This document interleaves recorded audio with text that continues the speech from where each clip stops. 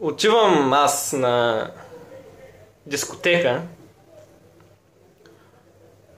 и ми искат 10 лева за вход. Ама, как 10 лева, бе? За кое? Безплатно пиене ли имам? Масаж на краката ли ще ми правят? Плащам аз. Влизам. То 70% мъже, 10% персонал и 20% жени, повечето от които са обвързани, а другите не. И като казвам не, има причина да не са обвързани. Както и да е. Ама не! 10 лева! Аз вече съм психически нестабилен от входа на дискотеката, при положение, че ми искат 10 лева за нищо. Да, въпросът не е в парите. Къде не сме дали 10 лева?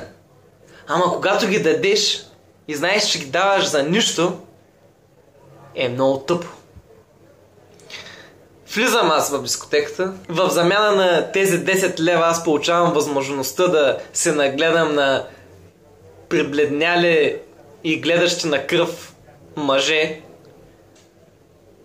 Ама, разбирам ги как няма да гледат на кръв.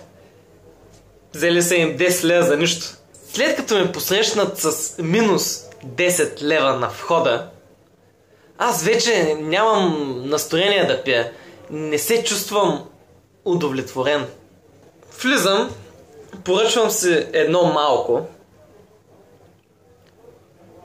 или голямо и една вода. И това е. Защото вече съм дал 10 лева, които не мога да прижаля. А ако не бях дал 10 лева на входа, щях да си поръчвам 2 големи. А винаги след 2 големи следва и трето, и четвърто.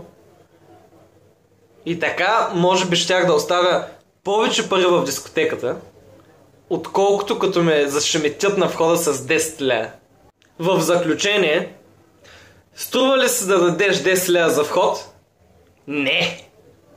Струва ли се да дадеш 10 лева за едно голямо и после да изпиеш още 2? Да!